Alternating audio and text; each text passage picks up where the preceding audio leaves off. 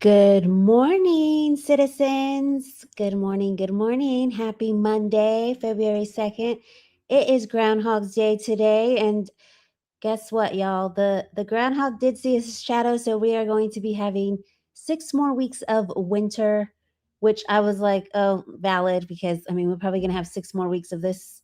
Uh, I was hoping that the judge would say something in regards to the MSJ, but, everyone's saying he has until May and all that, but I was like, well, 6 more weeks of winter.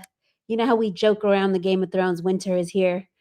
Obviously, winter is here for Blake Lively and her crew because, I mean, all the damage that has happened, with all the evidence drop and everything, it's just so crazy. So I was like, valid that we get 6 more weeks. It makes sense because, we're still going through winter with Baldoni versus Lively. So how are y'all? I see that Kenny used her super chat here. Good morning, made it to CJ's morning live.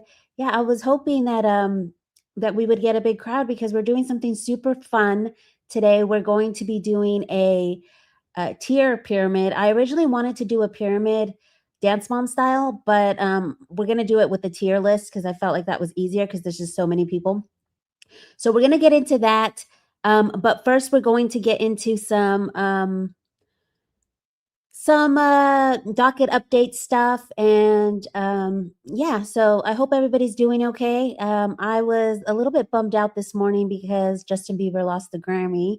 So hopefully, all of your favorites won. If you guys caught the Grammys last night, um, yeah, I was a little bummed out. I told Laura, I was like, I never go to bed that early, and I just went to bed as soon as like I realized he was losing all the Grammys. So um that happened yesterday. And then also it is the 1 year anniversary of the CVS receipts heard around the world, the lawsuitinfo.com timeline. So um I thought we'd give a shout out to the lawsuitinfo.com and everybody who created the site. Shout out to Be Free and all the team. Happy 1 year anniversary to the lawsuit info. And this is from OK Watercrest over on It Ends with Lawsuits. If you guys don't follow the Reddit It Ends with Lawsuits, it's been amazing lately. There was a little bit of time where it was kind of rocky there, but the past couple months it's just been an amazing resource. So we got this from there. Credit where it's due. Brian Friedman absolutely deserves recognition for changing the trajectory of this case, a true game changer in the entire It Ends With Us controversy. When Blake went to the New York Times, it probably felt like the biggest possible internet moment. Brian Friedman's response: hold my beer. From dropping the New York Times lawsuit on the 31st to the lawsuit against BL on January 16th to the now infamous dance video on January 22nd, the website became the killer blow, the one that wiped Blake Lively's case and narrative straight into the trash. What made it hit harder was the ordered timeline being published. It did far more damage to Blake's case, which was riddled with subjective heat and narrative gaps. Now, y'all remember her filing started with the 30-point list out of nowhere, no dates, everything was out of um, it all. The narrative was not chronological, whereas Baldoni's was. An ordered timeline showed how she was able to weaponize false allegations to steal the film from Justin with WP's meticulous. Let me see. Hold on one second. Let me make the screen a little bit bigger for y'all. There we go. What made it harder? Okay, so where was I? It shows she was able to weaponize false allegations to steal the film from Justin. With WP's meticulous receipt keeping and the full timeline available, the public finally had a motive, one that made more sense and was backed by mountains of evidence. And it's funny that she says mountains of evidence because that's what Sigrid McCauley tried to say. There's mountains of evidence outside the courthouse, but we're gonna get to her because she's on the tier. We'll get to her here, but definitely not mountains of evidence in Blake Lively's favor. It says add a hook, and the public came along for the ride and hasn't latched off ever since. The public saw the receipts for themselves, and there were buckets of them. CVS length. No ink cartridge was spared. Dragons were involved. Suppositories were mentioned. Y'all remember the suppository? She's like, I like asshole Blake too. It's like, so do my suppositories. There was flirty, toothless ball busting. We there was even merch made out of this. I believe Zach Peters made some yummy merch or something. Maybe it was never with teeth. I know somebody made some merch with this. And somehow, against all odds, the receipts told the story louder than anything else. A masterclass in how documentation can rewrite the narrative. As Brian Friedman said, documents don't lie, but people do. And we get to see firsthand the many lies of BL. That website still stands the test of time today for cross-referencing as even more lies continue to be revealed. What are your favorite parts of lawsuitinfo.com? So, y'all, if you're a replay crew, go ahead and drop that in the comments. What was your favorite part of the Lawsuit Info website? And if you're in the chat right now, I'll pull up some comments. Y'all comment what was your favorite part of the Lawsuit Info website. I call this the Old Testament because like I always say, like, oh, this is the Bible for like content creators and stuff, like for us to go and cross-reference. And then I call docket updates the New Testament. And because it has so much, everything that's happened so far, all the, uploaded text messages and all that. And so I was super excited to see this posted over the weekend. The timeline. It starts with a timeline, working on putting all text messages in order along with certain events with the reference or link to the docket they appear on. This is a lot of work, but it's coming, and text messages will be searchable coming soon. So we will be getting a timeline from docket updates. And she was on my show. Well, I was on her show when she got the call for the Blake Lively audio of Blake calling Justin. You know how everybody was saying that Justin Baldoni was like, oh, why would he call and leave her a voicemail? Like, who does he think he is? When you listen to hers, now you realize, like, in context, okay, that's why he was leaving her this voicemail in the middle of the night. But yeah, I went over on docket updates. If you guys wanted to go check that out, it's on docket updates on YouTube. If the mods can link that. So I did a show there, and then me and her, I had her on my show, I believe last Monday. So if you guys haven't checked that out, go ahead and check it out, and you guys can support here. At the bottom, there's a little buy me a coffee. You guys can support her. Go subscribe. And yeah, she just works really, really hard on this. I know that over the weekend as well, there was some depositions uploaded. That weren't there, and we'll get into all the new stuff. But I wanted to keep talking about timelines, y'all. We also have a timeline from one of our very own, who I believe is still in the chat, Jesse and Max, I believe. Let's see. Where is she? I believe she was here this morning. Good morning, Joe. Nice to catch you live again. I thought she was in here. She is in here. Okay, so shout out to her. Let's go through her. So she has a timeline. Sorry, I'm trying to read through all the text messages, the comments, to see if anybody commented what their favorite part was about the lawsuit info, but I don't see anybody comment on that. So yeah, if you wanted to comment on that. Yes, I'm gonna pull that up right now with Katie. But let's get into asshole media. So if you guys go to assholemedia.wordpress.com, this is where it's at. I don't know if they can link it in the chat for you guys. I'll have it down. I'll have all the timelines links in the description when the show is over. So she's color coded it for easy reference. It says click here for the second timeline that goes alongside this one. Please let me know if there's any errors. And so it's basically starts off with Liz Plank. And what I love about this is that we get Liz Plank in the chat. She had a lot more to do with it than what is like actually on the record, I feel like. So this is like when she joins the podcast, and it kind of shows you that there might have been a little bit of, I know me and Asshole Media have talked about how we think that maybe there was some trying to take over the IP before any of the Blake stuff or the filming had started. So anyway, so you guys can see it here. We're not going to go over all of it, but here's Colleen's. So hers is pink. So it's color coded, and I guess Ryan is red, correct? Yeah, Ryan's red. So it's color coded here. So it's a cool timeline. You guys should go and check it out. Let me go click on the second timeline and see what that looks like. Okay, it says this timeline was made before the unsealing, so be wary of the dates as I have not revised yet. So this is a previous timeline. And I love that it has Johanna Castillo here because she's not talked about a lot in this case. And she went to bat for Justin Baldoni when it came to the coffee table book. I know we were talking about that, me and Katie, what the coffee table book fiasco was in the documentary. And We have text messages where Johanna Castillo basically tells um, Colleen Hoover, like, is this is Blake talking, this isn't you.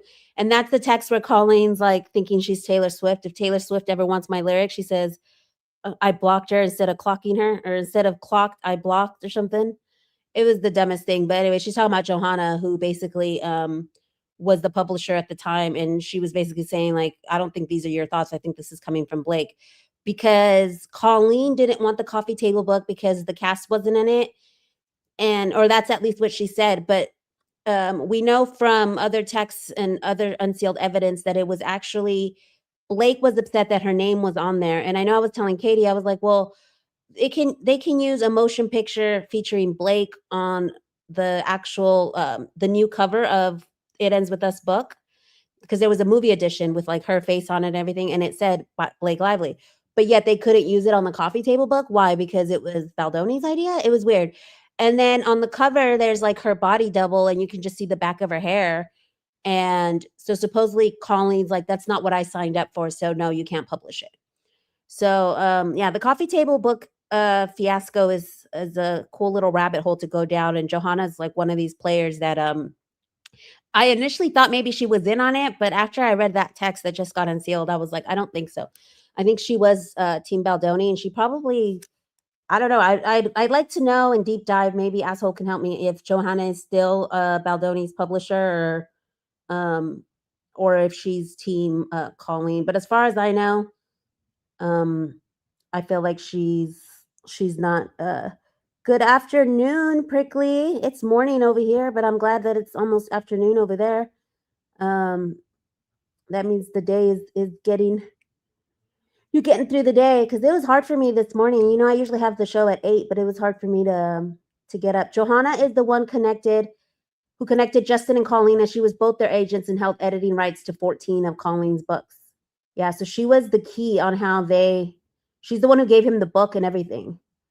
Um, oh, okay, so, Laura said that her favorite, thing of the lawsuit info website was its very existence. Um, so let's get into Katie and Max. So, feel free to go check out her timeline. It's really, really cool, and I don't know if you have anything else on that website.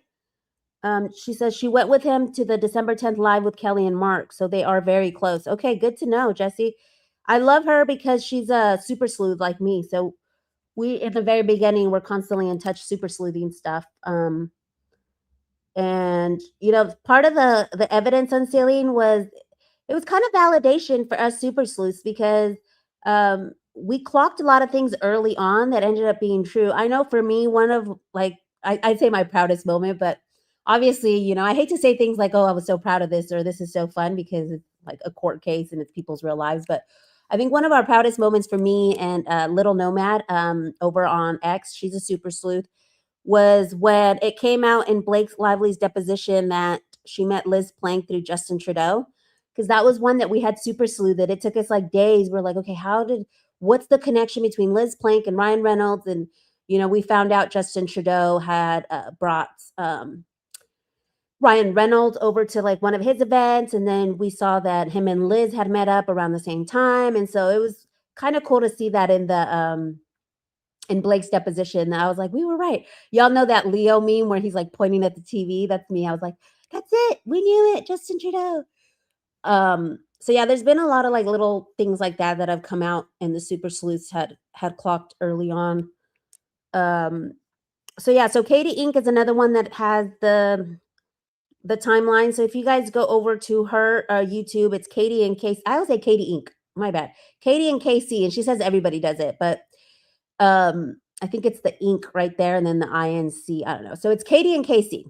Katie and Casey, she was over at the trial. You guys remember we had her in the ticker for a little while, but so she has 2 videos here where she's talking about the timeline. If you guys wanted to go check that out, she's working on it. She said that she's going to be hopefully releasing that by Wednesday, maybe. And she'll be doing 2-hour live episodes going over the timeline until she goes over the whole thing. So it could take a couple days. But I believe on the first day, when she premieres it, she's going to give access to the timeline to everybody so they can go, follow along with it. And so her timeline is basically the narrative from start to finish from everyone's point of view. And she tried to stay kind of like neutral, and then emphasize like what was opinion based and all that. And one thing that I found interesting when I watched her video this morning is that she said that some of the lawsuit info timeline with the dates was not correct now that the evidence has come out. So I'm interested to see that deep dive and see what they had that was inconsistent, and what was added to the lawsuit info.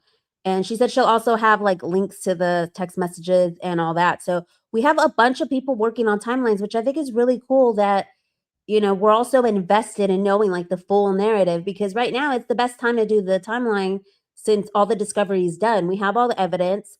I'm sure there's probably going to be more evidence used at trial that we don't know, because I know there's impeachment evidence and other kinds of evidence that we wouldn't be privy to. Plus, all the stuff that's not unsealed yet and all that stuff. But from what we have now, this is these are the timelines that we can make. So shout out to everybody that's working on the timelines. Great job, y'all. Looking forward to seeing all of that. And then before we get into the tier, I wanted to go back to docket updates. What had happened last week? Obviously, all the links to the new filings are up on docket updates now. But then also on last week, we received the CD DVD from Shapiro that had the voice notes from Blake Lively, and it also had the It Ends With a script. So we were able to debunk a lot of stuff that happened with Isabel's deposition, where she said that Justin Baldoni was being inappropriate. Um, During one of the scenes, he wanted her to lick cookie dough off a spoon. We realize it's in the script, and not only is it in the script, but it also says there was sexual tension. So I believe in the book it says she licked her lips, but I'm like, lick her lips, lick the spoon. What's the difference? Like, but in the script, what it did say is like there was sexual tension while she did it. So for her to say that it was inappropriate or anything, so we debunked that. We also debunked. It's basically the script with Angie Janetti's notes. So we were able to debunk a lot of the stuff. Let me go ahead and click it so I can see what up. We were able to. Oh, I guess it's not in here. We were able to debunk also like the fact that Angie was the one who wanted it to be more spicier. And we saw these lines that she wanted to put in, or that Blake wanted to put in, and the Angie was like, no, this doesn't sound right. Some of which she did end up keeping in, because I watched the movie and I was like, well, that was still in there. It was the toxic masculinity line. Um, anyway, so she had missed 2 updates, which was the Popcorn Planet. I believe we went over that on my show, and then Jones Work had also filed some supplemental paperwork. But this one was really cool. If you guys wanted to go watch that episode, like I said, it's on docket updates, and it was Clark, myself, and WACB. So if you guys wanted to go check that out, it's there. Lots of stuff came out. What was the other thing? It was the script. I don't remember what the other stuff was, but you guys could go check that episode out. It'll show you what all is there. And then what is next? Usually I do this at the end, but I'm just going to do it now. We have 104 days until trial. And then what's next is that on Wednesday is the deadline for Wayfair parties to inform Blake Lively of the response to the settlement demand, I'm assuming. And then also for Jones Works' response to the demand. And there'll be a settlement conference on the 11th and the 12th this is Baldoni versus Lively, and this is Jones Work versus Jen Abel. And then deadline for Wayfair to reply. Yeah, I don't know what that one is. In opposition of motion for summary judgment. Oh, this is for the New York Times. New York Times versus Wayfair. So that's still going on, and it's they'll have their deadline February 27th to respond for the motion for summary judgment. Remember, New York Times wants it thrown out. And then the deposition of experts. So that's what we're looking forward to. I know a lot of people had questions about those 1 year worth of email, Exhibit 163. There was a misunderstanding because somebody went back, and I believe Fritz filed like a supplemental letter that said that the 163 was done in error. So that is not going to come out as far as I know. If you guys have heard different, let me know. But as far as I saw over on Reddit, they had a letter from Fritz that said 163 was included on accident, and that will remain sealed. So as much as we were looking forward to a year's worth of Blake's emails, I don't think that's going to come to fruition. So let me go check the chat before we get into the next part of the show, which is the highlight of the show. We're going to do this fun pyramid. I'm so excited because I believe we did an interactive episode like this for when we were trying to figure out who was the mystery declarant. And it ended up being, what was it? Blake Lively's, I mean, not Blake, Taylor Swift's dad, right? I believe I had Travis Kelsey up there, and it was really fun. So this is the second time I'm doing this with you guys. Hey to everyone in the chat who has come in. Thank you so much for watching. If you guys have not hit that like, hit that like. If you guys are new here and would like to subscribe for more Objection Live, we're literally just covering Baldoni versus Lively right now. But I do want to do an episode where I wrap up everyone else that we've been covering. Spencer Pratt's lawsuit, there's been a movement on that.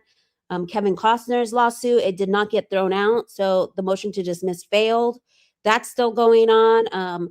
There's stuff going on with the Ray J. Kim lawsuit. So I wanted to do an episode updating y'all on all the other cases that I covered. But right now, obviously, Baldoni and Lively was, there was a lot going on. So, I had to focus in on that. But yeah, make sure you guys hit that subscribe if you guys are not already subscribed, and hit that like.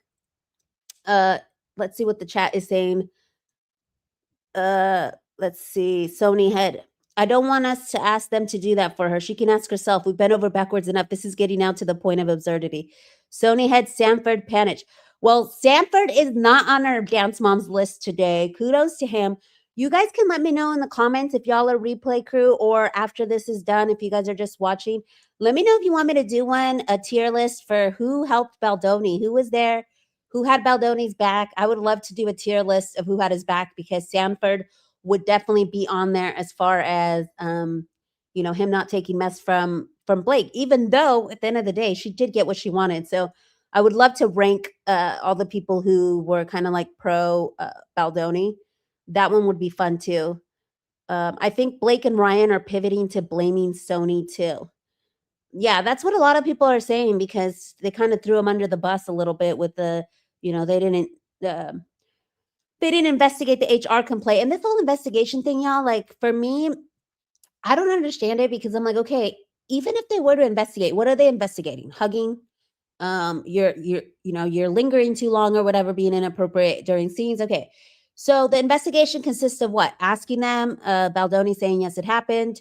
But I didn't mean it. And then it stopped. So either way, even if an investigation was launched by either Wayfair or Sony, the outcome would have been the same.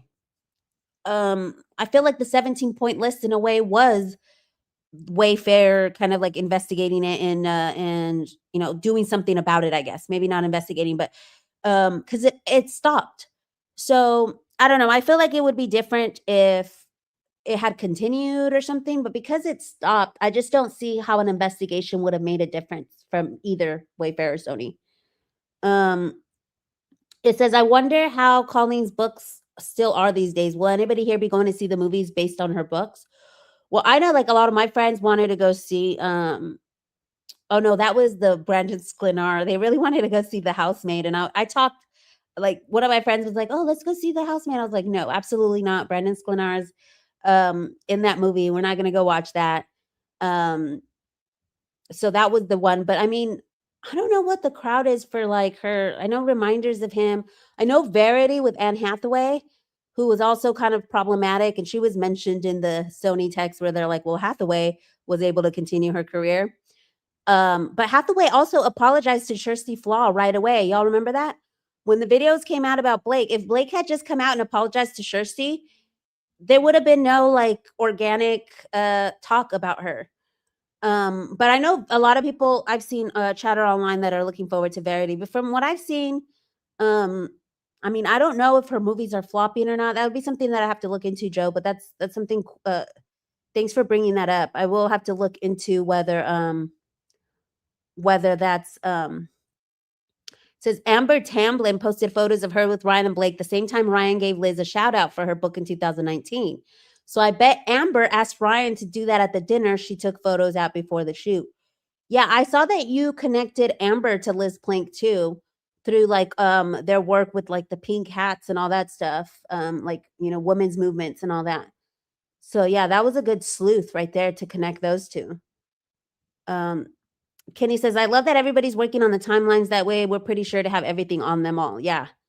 I just think it's really cool that, like, people are taking time out of their days to create this. It just goes to show how much support Baldoni has because it's not an easy task to do a timeline. Um, who saw the trailers? Lori says, "I saw the trailers for Verity and they're ridiculous." I'll have to look at the trailers. Uh, Go says, "I've also been trying to get people to not watch her movies." Well, because a lot of people don't know. I'm like, "Okay, do you know who you're supporting? Like, do you know what you're supporting?" Like, it's, not that good, but, one of my friends did end up, watching The Housemaid, and she said that Brandon and Sydney's performances weren't that good, but she said that, Amanda Seyfried, like, her performance was so great, and, like, she couldn't say nothing but great things about Amanda Seyfried, but she was like, "Honestly, it was subpar." And I'm like, "Yeah, he's kind of a mid actor, Brandon."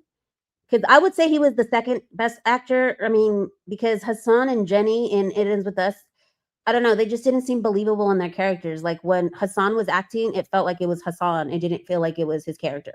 Same thing with Blake, same thing with Jenny. It seemed like it was just them, like, talking, not like the character talking. But Baldoni, I felt, was, like, really strong in his performance. He switches it up a bunch of times, and you can see, like, the change up of his emotion 1 second. Like, you can see, like, the nice loving Ryle, then you can see, like, the angry Ryle. He does a really good job. And Brandon, I would say, was the second best in there.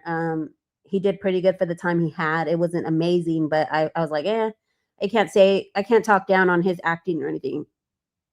Blake and Jenny for sure was just like I wasn't having it. Um, so let's go ahead and get into what the show was inspired by today. Um, oh, I didn't put Emily Blunt in there. Well, I guess we don't really know much of what she did, but maybe I should add Emily Blunt in the tier list. I might add her because I totally forgot about Emily Blunt. And she was in the text messages too as like being on the screening, right? Let's see. For people that supported her New York Times article, they didn't communicate or have text even though they were part of her disclosures. Oh, that's interesting. Prickly says, when I told my family about the plantation wedding, that was enough for them. They firmly jumped on the boycott wagon. There is a boycott over on It Ends With Lawsuits. Let me see if I can pull it up. There is a boycott list, I believe. Or is it on Team Justin Baldoni? Um, I remember there was a boycott list at one point. It was like, these are the things we were boycotting. Yeah, I don't know. I can't find it. If I find it, I'll link it in the description. But I'm gonna go ahead and pull up this video. So I made this cheeky video over the weekend, y'all. And this is what inspired today's episode because do you guys remember the text message? And I should have brought it up here. Do y'all remember the text message? It might be on the lawsuit info. Let me go see if it's there. Because it was from yeah, it was from, it might be here. Let me just go grab it super quick. Quickly. Um let me see.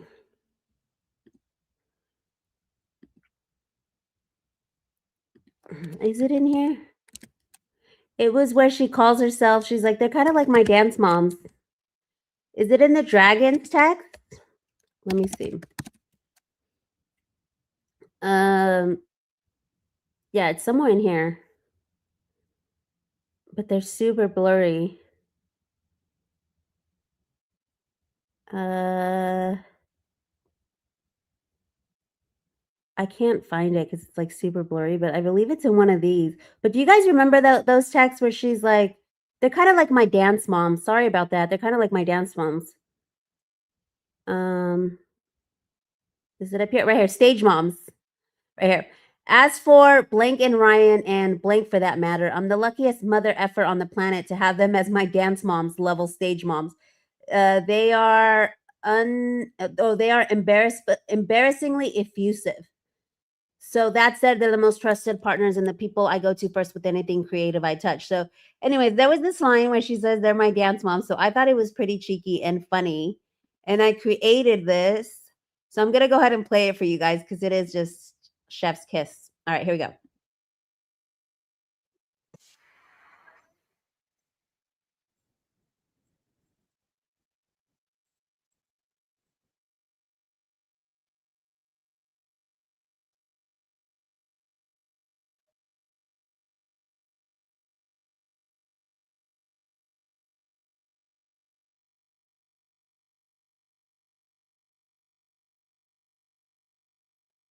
So it's the final one at the very top is Ryan Reynolds, and it's so funny because I posted this to TikTok, and oh my gosh, we had so much fun this weekend with it because some people were like, I knew Ryan Reynolds was gonna be Maddie.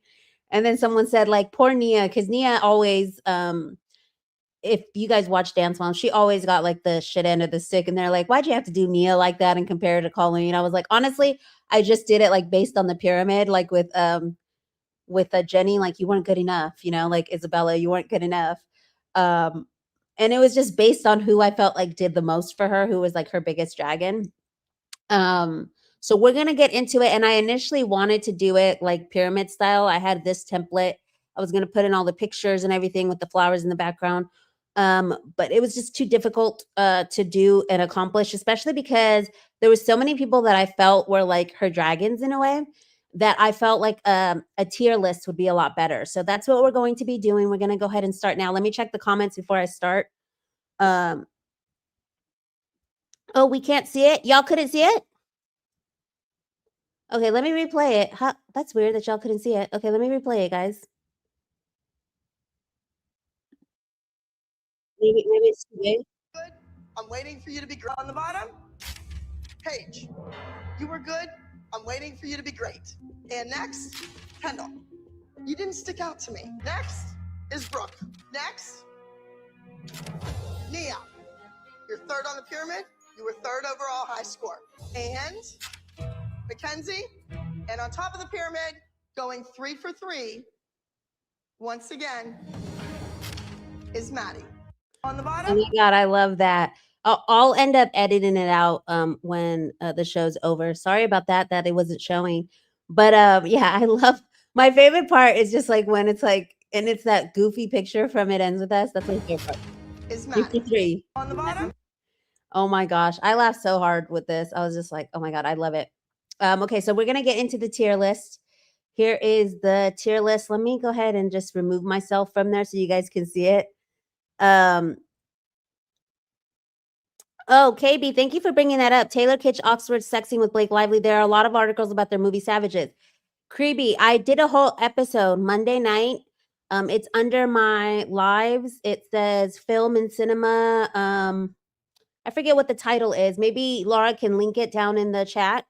But I did a whole episode and it shows all the articles in there and how they try to remove it from People Magazine, where he said that it was improv.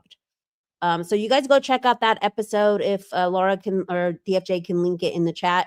But thanks for bringing that up. Yes, totally Taylor and her, like the fact that she was like, oh, I can't do sex scenes, da da da. It's just funny how they improved and then they try to wipe the improvisation um, from the internet. I believe it's in my lives. It's the latest oh no, wait, I did the Bad Bunny one with Bachi. We did a fun just Super Bowl one on Sunday. But okay, so we're gonna go ahead and get started. So this is kind of interactive. So I'm gonna be looking at the chat to see where you guys think they should go. I'm gonna try and like just put it where I think it might go, and then if you guys think it should go in a different place, y'all can tell me. Um, like no, let's move them around. And this isn't like in stone. We can move some around. And then if you're part of replay crew, and you don't agree with where we put people, or if you think we should have put people somewhere else, go ahead and leave that in the comments. Um, it said, did Taylor play her tiny violin with all the nominated people went to the Grammys? Apparently, she didn't get the Grammy because her album came out too late. But a lot of people are saying that she purposely made it come out late because she knew all this drama was going to come out. So there's conspiracy theories around there. But yeah, she was definitely not at the Grammys at all. I was a little disappointed with the Grammys, y'all, because Billie Eilish won for us. She won Song of the Year for a song that was released in 2024. And I'm like, Song of the Year, it means what was the song in the year 2025, right? Because this is the Grammys for 2026, but it's for 2025. So I thought that was kind of weird. The other thing was Kendrick Lamar swept all the rap Grammys. And I thought that was pretty cheeky towards Drake because they're still going through the beef. And I'm gonna we're gonna talk about the Drake lawsuit because he just appealed, and I'm gonna have Sarah on my show tonight. We're doing a show tonight, which I'll let you guys know at the end of the stream what it'll be about and stuff. But she's gonna be covering the Drake appeal and all that, which is pretty cool. So let's start with Taylor. Let's go ahead. You guys can put in the chat whether y'all think she should go up in S tier, A tier, B tier, C tier, or D tier. So D tier is who was the least effective of her dragons, right? In all of this that happened. Who was the least effective? Who helped her out the least? S tier is who was the most effective. So for me, I feel like um oh, Bizio says Drake appealed, dear Lord, more Gottlieb. Yeah, and he actually made a statement and everything. So I'll probably do that in my wrap-up show. When I do all the other cases, so Creepy is saying S tier for sure. So we're gonna put her at the top of the pyramid for right now. So I know that usually S tier there's more than one person, but for the pyramid, we can have as many people in A, B, C, or D. But there could be only one on S. So for now, we're gonna keep Taylor as S tier at the very top because someone in the chat said to put her in S tier. Now, Taylor did do a lot because she's the one who gave her the leverage with the song, right? If you guys remember in the text messages, she even says herself, like, he's so stupid to let you put my song on there because the moment you do, you have all the leverage. So I feel like she was a really big part of it. And I also feel like she might have been the mastermind behind how to do this, the unfollowing, the, uh, kind of like victimhood mentality that Baldoni was talking about. And what's funny is that when people are saying that, like, oh look, he called Taylor this or that, or he was talking about Taylor Swift's playbook, blah blah blah. 90% of that ended up being right, what he was saying about Taylor, right? Because then the text messages come out, and then it's sure enough, she was trying to use the Scooter playbook. Even Blake Lively says in a text message, like him and Scooter, not like now look at them, blah blah blah. I wanted to have a lot of the text messages and stuff to pull up while we're talking about it, but I didn't. I quite frankly just didn't have time to do all that. I did pull up some stuff for certain people, but I don't have those text messages. But okay, so we're gonna keep Taylor up at the top. Another little tidbit that I was talking to one of the group chats yesterday was how Blake Lively affected other people through all of this drama. How some people just caught strays because most recently, you guys know that Taylor Swift is with Travis Kelce, right? Who is part of the Kansas City Chiefs. He's a football player. Well, his brother, Jason Kelce, who was an ex Philadelphia Eagles player, he retired last year when they won the Super Bowl and got a show on ESPN. And and he was very liked, very lovable. Like, they had the New Heights podcast, everything. And it seems like there's a trickle down effect now because I was reading some of the replies or the comments in an article where basically they were saying that Jason Kelsey's late night ESPN show is going to be canceled or it's not coming back, and it was due to him, I guess, not wanting to come back.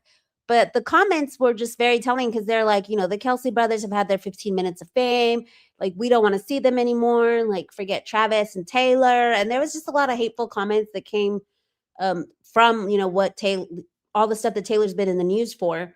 And then were directed towards Jason. And I was like, that's a little mean because like he didn't really have anything to do with it. He's just adjacent through Travis. And so I don't know. I just felt like that was so many people have caught strays because of her that were like not um completely involved, but that are involved to a person that she's involved with. Like, us right now discussing like which movies we won't watch. Like Amanda Seyfried didn't, and Sydney Sweeney didn't really do well. I know there's some people think Sydney Sweeney with her campaign, but what I'm saying is like Amanda could catch strays, as well as like Jenny Slate's new movie Carousel, where people are like, "Why is Chris Pine like? You guys shouldn't belittle the movie. Like he's still acting in it. What about him?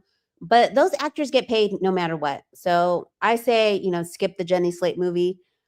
She was kind of like angry looking in her. So let's talk about Jenny. What was how much did Jenny do you think influence? I feel like she should be maybe A or B tier. What do y'all think? Y'all think A or B tier? Um, Taylor is for sure S tier. You guys are saying let's just go ahead and help the movie ambush. Yeah, Taylor was high up. Okay. So let's talk about Jenny. Where should we put her, y'all? Do y'all want her on? Y'all think it's A or B tier? I feel like she had a lot to do with it because um she's the one that was basically like, oh, he called me sexy too. Collaborating C tier. So Prickly's gonna say C. So since that's the only person so far, we're gonna go ahead and put them in C. Thank you, Prickly. Um, let's go ahead and change that real quick. We'll put her on C tier for now. So you don't think she was that effective, really? Do you guys not think? Okay, B or C is now. I think we might put her on B because now we have 2 people for B, 2 people for C. But I feel like she was pretty effective in telling the story and the timeline because now all of a sudden it wasn't just Blake who felt that way. She had an ally. It was Blake and Jenny, right? So let's just go ahead and keep her on B for now. Prickly, are you okay with B? Y'all okay with B? Next up, let's go ahead and do Isabella. Isabella, I felt like she also maybe C, maybe B, but I'm gonna put her in. I'm gonna put her in B just because I mean, it did add to the, we see the whole 9 woman campaign or whatever. Like it did add to someone else on set who felt uncomfortable. Not only that, but her befriending Blake Lively like she did, like with the Mean Girl style and like being front facing with her and all the promotional materials and all that. I feel like it was a halo effect for Blake. Here's this innocent up and coming actress. Like no one's gonna see Blake as being like doing anything wrong because here she is with sweet little innocent Isabella. So I feel like she helped uh Blake's kind of halo effect. And obviously all this is allegedly real quick. I just want to point out this is for entertainment purposes only. Uh someone said I put her in A with that subpoena garbage. I mean, yeah, she was avoiding the subpoena. Um yeah, RR and Sony are going to be in the A and B tier spots. Well, we can have as many people in A or B. Isabella is a baby B. Baby Blake, I forget who, I think it's Lynn who calls her a mini mole. Um, so let's see. Yeah, Jenny wanted to fit in with the cool girls. Oh my God, creepy. B for B. For B. She's young and naive. So I think that, what did we decide? So should we keep her in B? I feel like everyone said B. Jen said A possibly with the subpoena stuff. I mean, how effective was she in the whole thing? I mean, she was pretty effective. I mean, let's just keep her in B for now. We might move her to A. B's good, Prickly says. Okay. Let's go next to Colleen. So she said B's good. Let's go next to Colleen. I feel like Colleen is A. She literally kind of like sparked a bunch of stuff, and it wasn't because Taylor is S. Like, I don't know. Sometimes I feel like she was the mastermind. I know Elsrich has a video calling Colleen the mastermind. So I think that we will agree that she has to be A. She has to be at the most at the top because she did a lot. And I actually do have a video here where I guess she came out this weekend saying she had nothing to do with it. This is from our very own asshole media again. Colleen Hoover just told the world that she had nothing to do with it, and it ends with us movie takeover. Colleen is a liar. So I'm gonna go ahead and play this. Hopefully it plays here.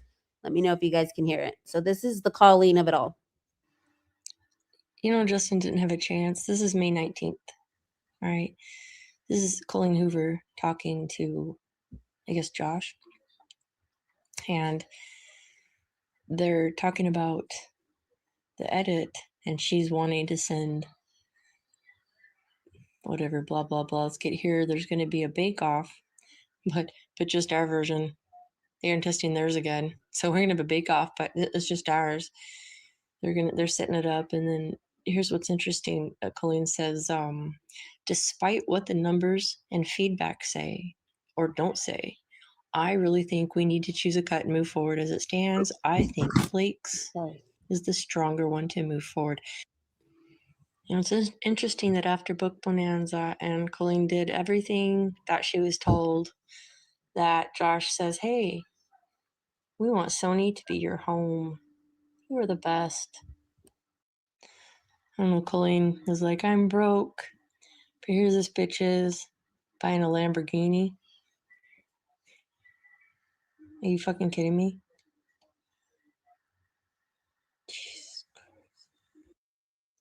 Okay, so I don't know. I thought in the comments there was the text message. Was it in here? I don't know. But basically she went on her Facebook group and was like, Justin didn't have a chance. You guys need to be kind to me. I had nothing to do with this. I was only on set for 2 days, blah, blah, blah, but it's like she had a lot to do with this. And it's interesting that she says, like, the Sony part because all of a sudden, all of these movies get picked up by Sony, right?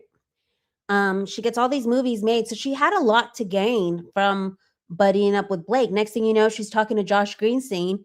I was, reading her deposition this morning, and, um and I realized that her and Josh were, like, kind of like talking to each other behind the scenes. And so God knows what other deals that he was able to get her.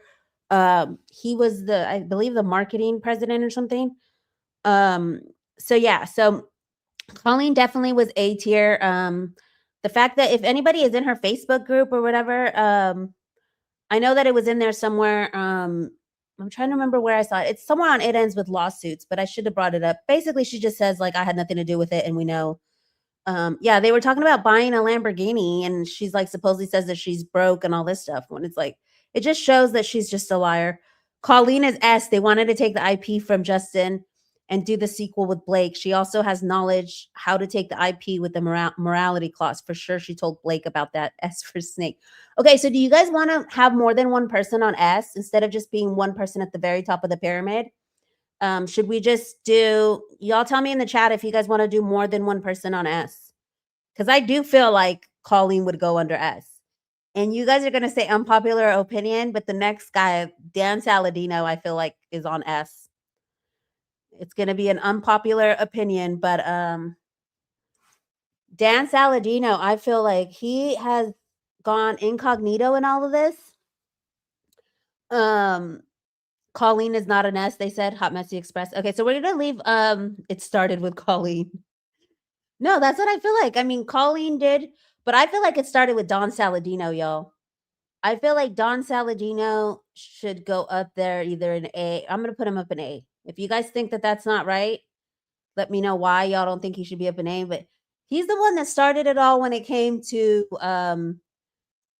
the weight stuff. Like, if he had never, there's three people that I feel like that go incognito. It's Don Saladino, Liz Plank, and Ashley Avignon. And I want to do an episode that's called like the Whisperers, because like those three were the ones that were like whispering in her ear, like a little asps, like little snakes. They were like, "Oh, he said this about your weight. Oh, I saw these text messages from Stephanie Jones that made me cry. I've never in my 30 years seen something so bad." It was like those text messages were not so bad. They were literally PR if you read them. Like, it was not anything in my 30 years. Like, these people were so over dramatic, by the way. And then Liz Plank, of course, who planted that seed in the very beginning that he was creepy or had red flags. And I'm looking forward to the timelines of like when she whispered that as opposed to when they started filming, because I believe that was in February after she had gotten cast, that she said that. But according to Asshole Media's timeline, Liz Plank and them were already talking a bunch. So you would think, wouldn't she say like, "Oh my God, on this podcast, it's so like," who knows how often they talk, but you would think that she would have said something way sooner. But there is a part where Blake's like, "I don't know if I should take the movie and if that's on you," after she tells her. So I don't know, but those three. So I'm going to go ahead and pull Liz Plank up there on A, since we're talking about her as well. So I feel like those two played like a really, really big role in how everything unfolded, because they're the ones that planted these little seeds. Um, can you guys in the chat let me know if we're going to S for Saladino? Are we going to put more than one person up in the S, or are we going to just keep that for like the top of the pyramid, whoever was the most? Because I feel like at the very end, it might be Ryan up there, because he's the one who went the hardest for her. I mean, he went super hard. He threw away his whole career. I mean, Taylor really didn't. She didn't put out no statements or nothing. So I feel like Ryan might be the one that's up there. And I love this picture of him that I got, because this is the one where so I'm like, should we move her down here? Y'all let me know if we're gonna have more than one person up on the S tier. I feel like maybe we should, because there's a lot of people who were like top of the pyramid. But then I don't want to have too many people on S. So for right now, I'm gonna keep Ryan on S, because this is who had the most who did the most for her, basically. And I feel like Ryan Reynolds, because I mean, he put out that statement recently that he was just fighting for his wife. So he actually put out a statement in support of her. He, allegedly extorted, you know, tried to hit up WME, tried to get him to go all Ari on him. So I feel like Ryan would be S over Taylor. Let's see what the chat is saying.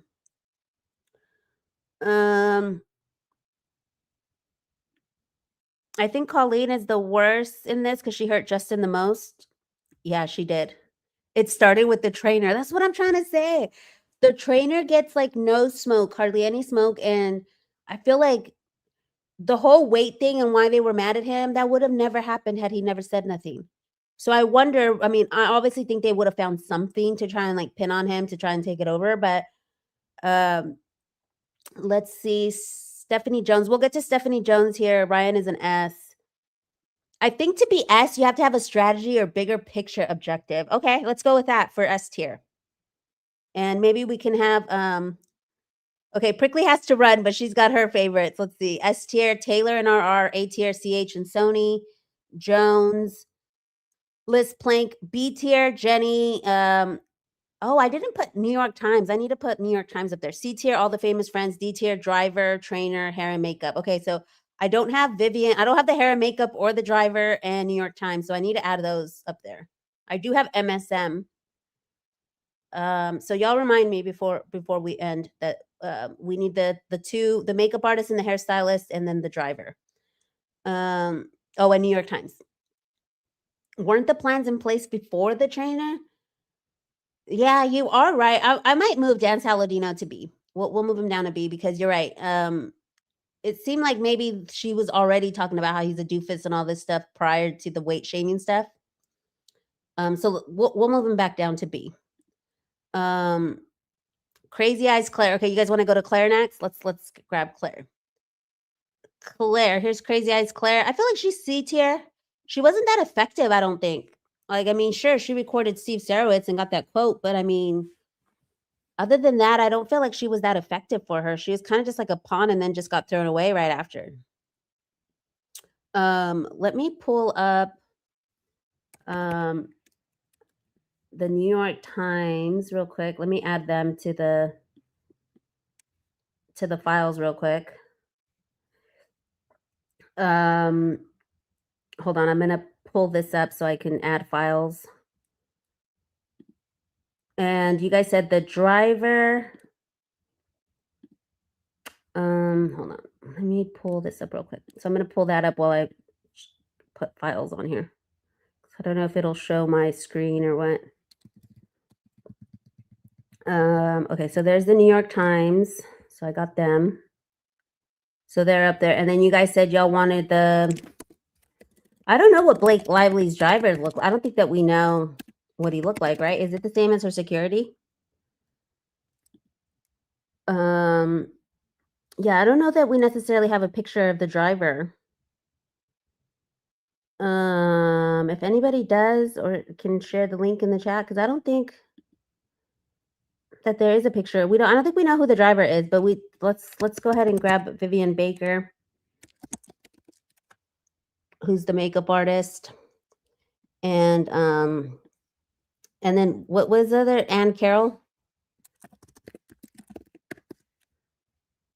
who is the hairstylist, right? I don't know that we have images of her. I think maybe we do over on Docket Update. I think they have her picture, so we'll get it from there. I think it's under key players. Let me go grab it. Maybe not. Maybe it's under depositions over there. Let's see. Non-party witnesses. Yeah, here she is. Ann Carroll. Oh, it's Shelly Ann Carroll. That's why. Well, I'll just screenshot this and then we'll add her. Okay, let me just add these and then we'll get back to business as usual. So it was, and we don't have the driver, but I guess we can maybe just, I don't know what we could use for the driver. Okay, so there's her, and then let's grab Vivian's.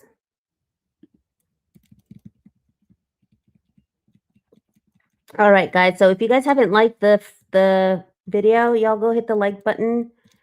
And if you haven't subscribed yet, go ahead and subscribe. Oh, I didn't get Vivian Baker's. Let me just get hers from Docket Updates too, because for some reason that picture didn't work. It's not uploading. Where is she? Vivian Baker.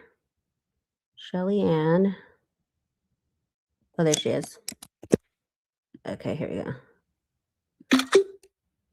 And I'll upload the file. So thank y'all for reminding me quickly before she left. I was trying to make sure that I had everybody, but I knew it going in. I was like, I feel like I'm missing somebody. And yeah, they were definitely key players. Okay, there we go. So I got her up. All right. Let's go ahead and share this tab now. All right, let's go look at the chat. Sklenar is going to be in B tier. Okay, Claire is in. Okay, y'all think Claire is a D tier? Okay, we'll move Claire down. Brendan Sklenar is going to go up in B tier. Y'all think? I mean, she had this whole. I had a thing up for Brandon. She had this whole. I feel like Brandon did a lot for her. He put out the statement protecting her. He basically betrayed Baldoni, and it seemed like maybe he was telling her stuff that Baldoni might have told her, even though he's like, I don't recall it that way, but he was in that junket video. I mean, and he got a lot from, all these movies that were Ryan adjacent and stuff, and she got that role from Paul Feig. I feel like he should go up in A. Can you guys agree that Sklenar is A? Let's focus on Sklenar real quick. Let me know if you guys A or B. Vote for Sklenar, A or B. No one is as high as Ryan, in my opinion. That's why I'm like, he's S tier, and then everybody else is A tier. Okay, so Katie's saying she wants more than one on the top tier. Okay. We'll do more than one on the S tier. So let's move Taylor up to S, because I feel like Taylor would be S. Okay, B, B, B. Everyone's saying B for Sklenar. Okay, y'all want B. We're going to keep it on B for Sklenar. I thought maybe A, but okay, since we're going to have more than one person on the S tier, let's move them up. I feel like Taylor, Colleen, and Ryan should be up in S. Next, we have Alex Sachs. I feel like she's up in A tier. I mean, she was the one that was, going back and forth with Sony and Justin Baldoni and them, kind of playing both sides. So I feel like she was very efficient in all of it.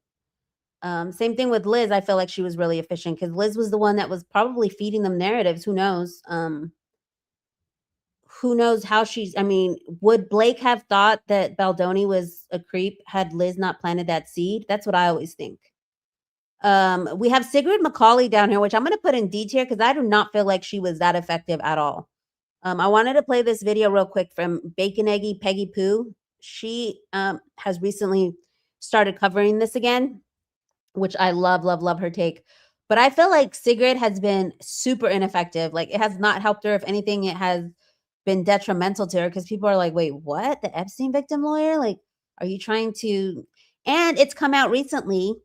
Andy Signor from Popcorn Planet posted that in the Epstein files, I don't know if we're allowed to say it on YouTube, but in those files, it has come out that the victims that she was representing, Sigrid, one of the victims wrote in like her diary or some kind of journal entry or something, some kind of email that says that Sigrid and them took her settlement money or something. Like, she had not nice things to say. Go check out Andy Signor's ex for that one. But I'm going to go ahead and play this on Sigrid because I thought it was really funny.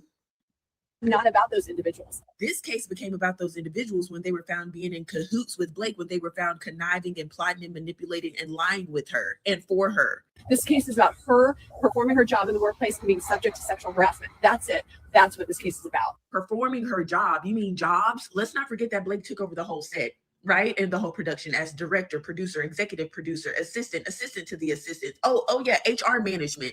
Are we forgetting that? Blake Lively wants this to go to trial. She really is in a position where she's got mountains of strong evidence. Mountains? Please show us. Please show us this evidence that you speak of. She feels very good about her claims, and she wants to send a message to all women that if you are wronged and harmed in the workplace, you can stand up for yourself. You can say that this is not right and should not continue. I knew from the moment that woman got up there looking like a garlic roasted red potato that she was not going to have anything of substance to say. Not only is there not mountains of evidence, everything that she said and claimed a year ago has been directly contradicted by the things that we found out in the last couple of days. What mountains of evidence? Show us. This is what we've been waiting on. Instead of giving us that, we've got nothing but a bunch of word salad. Regurgitation of a lot of ifs and maybes. There's been nothing concrete. She wants this to go to trial. Her own husband said this is going to be Depp versus Heard. Did he not remember how that ended? Johnny Depp got his career back and no one has heard from Amber Heard. The fact that he would even compare his own wife's case to that is very telling. Blake has worked very hard to protect her friends. Go Okay, ahead and so tell I Heather just why. wanted to play that because oh, I don't know what that went to. Sorry about that, y'all. I accidentally closed it. Let me go to share screen. It's never a CJ feed without there being technical errors. Okay, here we go.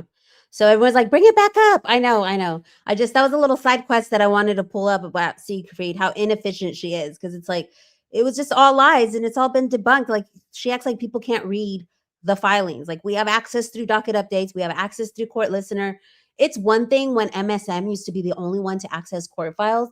But now that we have things like court listener and docket websites that are coming up and people who are just creating timelines on their own. Yeah, those games do not work anymore, Siegfried. So I feel like she was the least efficient. I know some people just want me to start putting people up there, which since we're already an hour in, let me go ahead and start putting some people that you guys had said that went up at the top in the chat. So I'm straight about I don't know what that Trump tweet is. Uncanny Noah Trevor? What Ryan emails. Okay, Liz was on a segment of Wrexham, and I heard Ryan got her another job on a crime show. Yeah, so Liz definitely was compromised, and the super sleuths figure that out super early. Okay, so Brandon was not activated until after the movie was finished. No, they were texting at Book Bonanza. Remember, Brandon was the one talking shit at Book Bonanza at the table. It was Isabella. So let's get with the makeup artist. How efficient were they? I feel like C tier for the makeup, and because they couldn't even get their story straight. I was telling one of my friends, one of our followers here, Synth, had sent me a message, and he was talking about how you would think that they would have all, I mean, obviously you're not supposed to do this or whatever, but that they would have all gone together and been like, this is the story, this is what we're saying, you guys' deposition's coming up. Obviously they're her makeup artists and stuff, so they could have easily gone over to her house, and unless Blake just thought that maybe, you know, she didn't want to do that in case they turned on her or whatever, but their stories did not align. I felt like, should they be in D tier though? Because I feel like they were just not efficient at all. One of them says they put a small towel. One of them says she put a hair cape. One of them says she was standing up in the corner of the room, like just buck naked in a thong. The other one says she was sitting in a chair. One of them says about Jamie Heath had his foot in the door, like with the door open, and he never came inside the room. And the other person said he came inside and was like staring at her through the mirror. So yeah, their stories didn't add up. I feel like they were so ineffective. So for the hairstylist, C or D, y'all? C. Okay, so C. We'll keep them in C. But I'm like, low key, I kind of want to put them in D because they were like not that effective. Like she wanted them to back her up and back up her story, and to me, it seemed like they weren't. But we'll keep them in C for now. New York Times. How effective do y'all think the New York Times was? I feel like A tier because, I mean, obviously she had 10 days where people believed her. So for those 10 days, I mean, they were very effective for those 10 days. I would say B tier maybe because, you know, it became ineffective afterwards. And I was going to do like Megan Twohey individuals, but I think New York Times is fine. Same thing with MSM. How helpful do you think MSM was? I feel like MSM should go in under A too, because they were pretty effective. I mean, they were literally trying to spin the story, and for a while they were effective at spinning it. But then again, I mean, I don't know, A or B for MSM, for mass media and New York Times. Do you guys think A is fine for those two? Yes. So yeah, okay, so A. You guys are saying yes to A. New York Times for sure. A moment was enough to put them in A. A, they reversed the cancellation fast as per Tay Tay. Yes. Okay, so everyone's saying A for those two. So those guys are good. What about Ben? Was Ben as effective as we would have liked? Because I never saw, I feel like Ben would be in D tier. I never saw any replies from Ben. I didn't see that he said, yes, I read it, or like, I didn't see that he said this to Sony. I don't even know if he replied back. Do you guys know if Ben actually replied back? I'm going to put Matt Damon and his wife under C, maybe B. I'm going to put him under B. Because remember, they sent, instead of sending notes to Blake, they went directly to Tom Rothman and said, pick her cut. Not only that, but they were like calling, Baldoni like a cult. She was very effective in manipulating them into trashing Baldoni, and how they were like, oh, you can come and do something at Artist Direct, which is their I guess company or whatever, their production company. So I don't know, B or C for Matt Damon and Lucy. And are you guys okay with Ben being in D? If Ben is D, then Claire has to move up. Okay, so should we put Ben in C? But I feel like Claire, so we're talking about like if she was effective or not. I guess she was, because it did end up in the final lawsuit. So I agree with you. Let's put Claire up in C. But I don't feel like Ben had any effect on her. I think he tried to use her as a dragon, as a dance mom, and as far as I know, Ben shut her down. Unless y'all know of other existing texts that say Ben did something. Yeah, Ben is good with D. Everyone's good with D on Ben. Is this a lawsuit or improv class? What does that mean, Hot Messy? On point with Damon and Affleck. Okay, so that's good. We're just doing this for entertainment purposes. So I don't know what Hot Messy meant by that, but yeah, this is just for entertainment. I know it's a lawsuit and it's probably not supposed to be entertaining or anything like that, but after all they put us through and all the reading all these docs and everything, I've been trying to like do more lighthearted stuff. People don't realize that yes, Team Truth reads the court docs, but the general public does not. So that SNL lawyer was effective because MSM quotes her. Okay. Okay, so you want to move DFJ, you want to move Sigrid up to C? She was effective because she caused MSM headlines. We can move her up to C. We need to make this entertaining. It's always so heavy. I know. And this was just like in my mind where I could picture this, like, who was the most effective for her? And I honestly just want to do it for Don Saladino, because I was just like, people don't think that he did as much, but he was literally kind of like one of the driving forces behind it, because now it's like, I have a man who's saying that, he's doing this to me outside of her husband, Ryan. Is Blake and Ryan watching you? I don't know if they are. I hope not. I hope they're busy doing other stuff. Matt actually emailed Sony though, and who knows how much that influenced Sony to stay with Blake. Should Matt go up in A then, y'all? Matt going directly to Sony? Should we put him up in A? Okay, I'm going to put him up at A for now. Oh, Matt's wife is C. Well, I pinned them together, Matt and his wife, so I feel bad. Sorry for, is her name Lucy? Sorry for you, Lucy. You're with Matt. Because, I mean, I didn't really see that she did much. She did message back. There was some. Matt is not A. Okay, so we're going to keep him in B. Okay. Public sentiment for Blake and Ryan has dropped, but it's the lowest for Baldoni. We are not the general. Yeah. Well, Baldoni's, being low, he was not very high to begin with. So I don't think that it would affect him as much as it affects Blake and Ryan. But I'm going to agree with you on DFJ. I'm going to move Siegfried up to C because she was effective in the fact that she did get MSM quotes. So thank you, DFJ, for that. Let's move her up. Paul Feig. Now, you guys remember that Paul Feig was mysteriously a guest on Man Enough. Who did that? Was that Liz? Who facilitated that, I wonder? We need some sleuths to sleuth on the what date. The thing with the podcast is that we don't know the exact dates because you film the podcast and then you upload it. So it could have been, 2 weeks before, whatever. But we need somebody to figure out the Paul Feig timeline. He was on Justin's podcast, and he was like, directors should be giving actors more leverage and this and that. It seemed like he was already trying to groom him a little bit. We do know that he gave how effective was he as one of her dragons, though? I mean, was he effective in grooming Baldoni to maybe give Blake some more authorship? Do you guys think? I feel like I'm gonna put him in C for now. No, but he did put out a statement. He did put out a statement, so maybe B. He did go all out and put out a statement on her behalf. Also gave her a simple favor role. Well, that was right after, so maybe he didn't know what the extent of it was, but he was there at the premiere, him and his wife. I don't know. I'm going to put him in B for now. What do y'all think? Feig is A or B. Okay, I'm going to keep him in B for now. Yes, DFJ says she posed as a super fan. This is fun. Thank y'all for hanging out and doing this with me. I know I didn't put his wife. I did Lucy. Is it Lucy Damon? What is Matt Damon's wife's name? Is it Lucy? Am I tripping? But I did them dirty by putting them together. I should have put Paul Feig and his wife together. But no, I don't have Feig's wife up here. Okay, so Shane Reed, how effective was he in all of it? I feel like he was D tier. I mean, all he did was just kind of like edit it for her and stuff, and he came in at the end kind of as a favor to Ryan.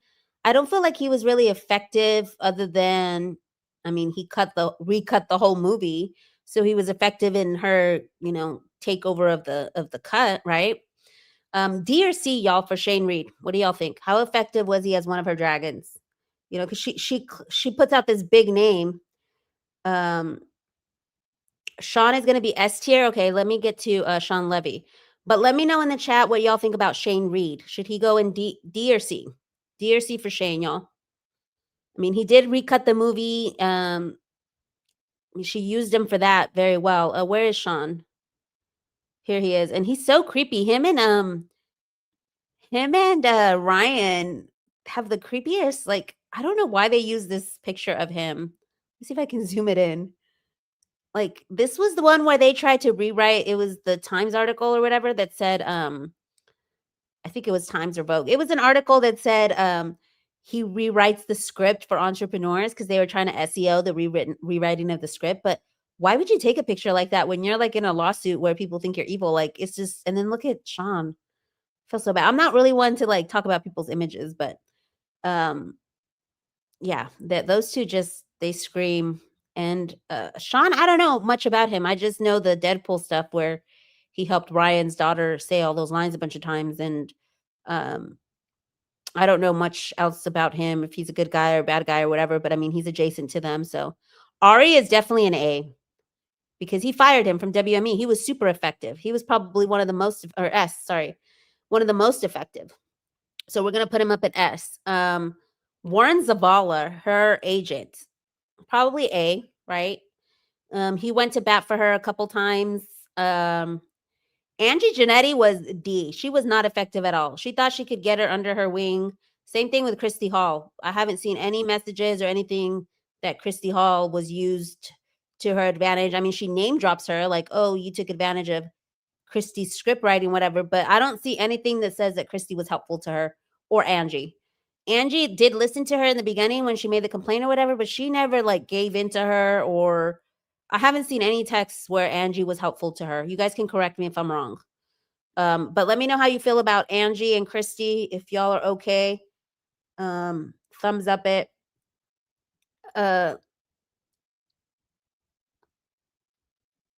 Oh, I was listening to her say what each person in the room described what she was wearing, and it made me chuckle. About Sigrid? I don't know, I'm behind. Okay, Greenstein is S tier.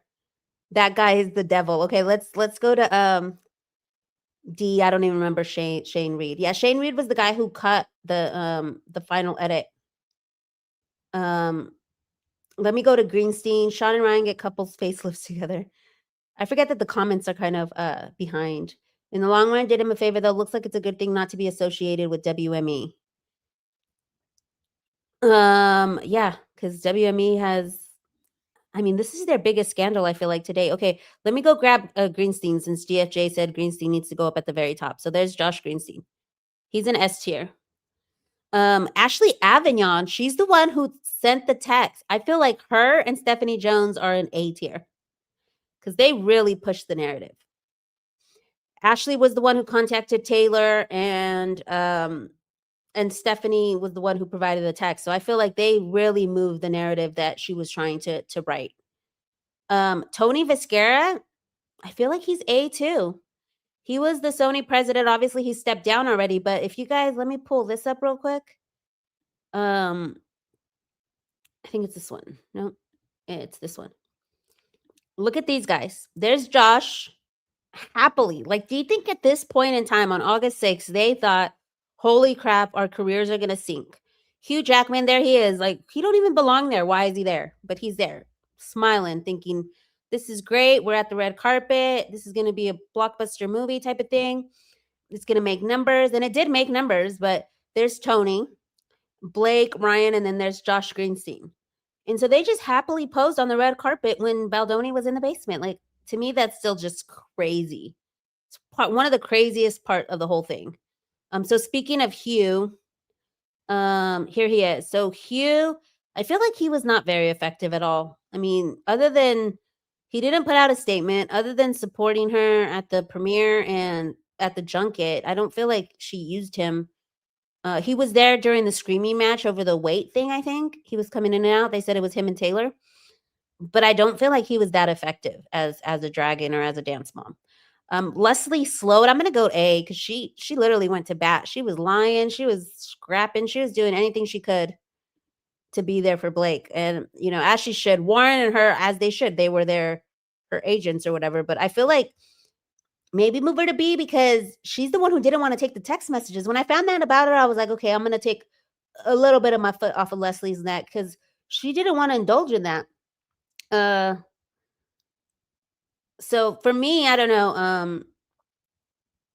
Okay, Dima's saying that Claire Ayub needs to be with Liz Plank. Y'all think Claire was effective up in A tier? I don't know. I don't agree with that one, Dima. Because we're talking about who was the most effective as her dance moms. Claire, I mean, she was in the. You know what? Let's compromise. I'll put her up in B. We'll put her up in B. Let's compromise. Let's put her up in B.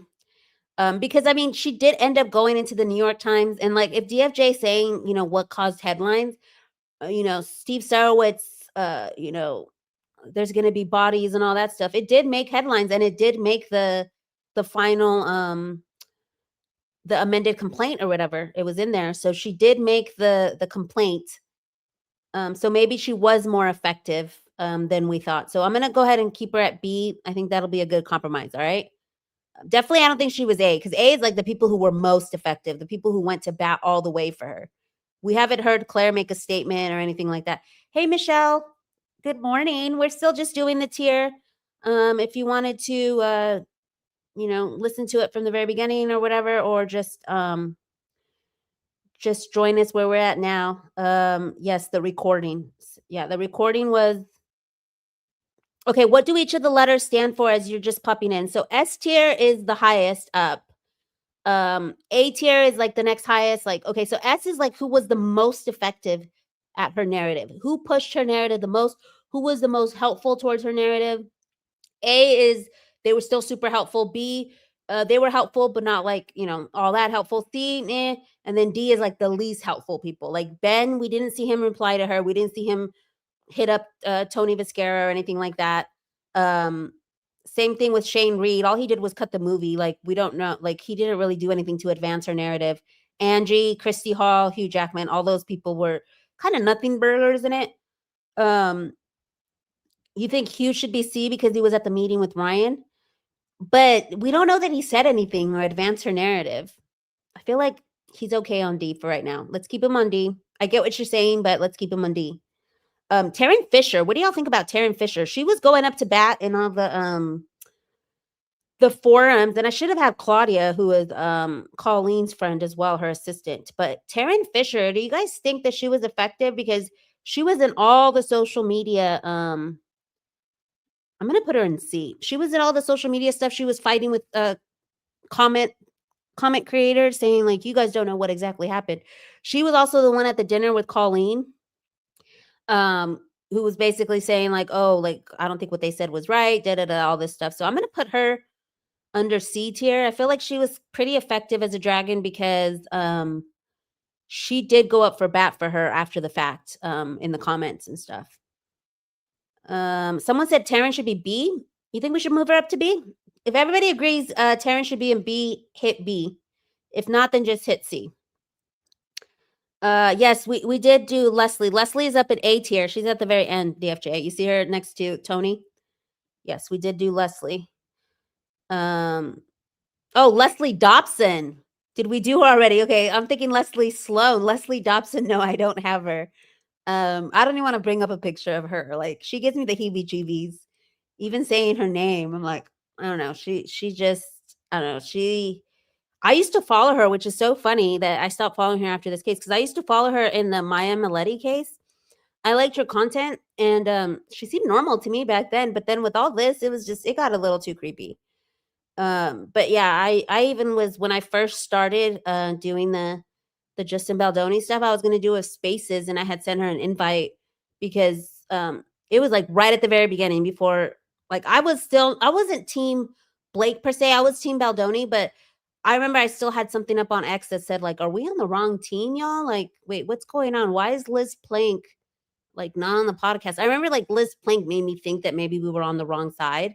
But anyways, I was going to do a Spaces, and I had invited Leslie Dobson.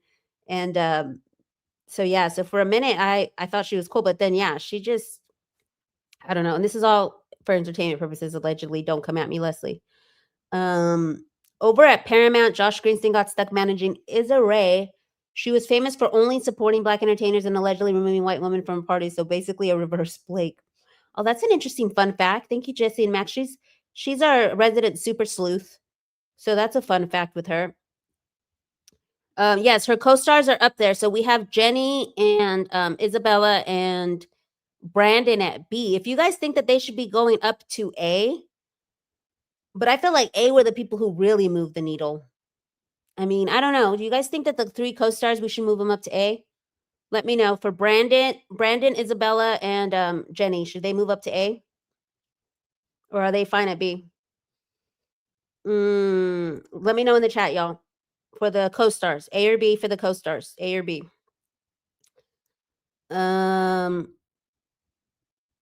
So yeah, Taryn, you guys said C was fine. Okay, let's hide the current comment and let's bring up, this is Tom Rothman from Sony. I don't know, Bradley and Gigi should go in C. Where is Gigi? I had Gigi. Let me, yeah, I should have had Gigi up here. Let me see. Let me share this real quick, y'all, while I get Gigi up there, because I had her picture, but I just don't know what happened to it. Let me go grab it real quick, because I know I screenshotted her picture because I wanted to have her up here. Let me see. Sorry, I'm going to share the tier list here in a second, but wait, did I not have Gigi's? Let me go grab Gigi's face real quick, y'all. Because, I mean, I feel like she was not that effective. I mean, she let her use her clothes. She was kind of like more like a halo effect. I feel like she was more like halo effect. So maybe she's like in D. You guys said C for her? You guys said C for Gigi Hadid and Bradley? Because Bradley, I feel like he might even be B because he was there for the edit. Here, let's share this. Okay. He was there for the edit. So I'm gonna put her in C, and I put Bradley in D. Or should we put both of them in C tier? Because I mean, how did they actually move the narrative? Bradley, I feel like he did because he's the one who got her the PGA credit, and like, you know, she name dropped him. She got the PGA credit for him because of him. Louis J. Lyman. No, we're not gonna put Lyman up there. I don't have no smoke with Lyman ever since people went to the hearing and said that he was pretty fair. Plus, I think he's gonna dismiss this, y'all. I really do. Even though a lot of people are saying that would be terrible for him to dismiss it. I want to do an episode, and maybe I'll talk about it tonight when I'm doing my live with Sarah. I'm going to do an episode on all these new creators that are coming up. I know, Dedicated Yapper is going to be on Bocce's 17 questions. There's also Teresa Concepcion. She's a new lawyer it's a TikTok lawyer that's now covering it. And she's so funny, but she's the one who said that it might get dismissed. And then there's another lawyer, I think it's like shift perspective or something. Something shift. But she had a YouTube video and I'd never seen her. I guess this is her third episode, but she was saying how it would be bad for Baldoni if it gets dismissed, because then he can't clear his name as much as he would in a trial.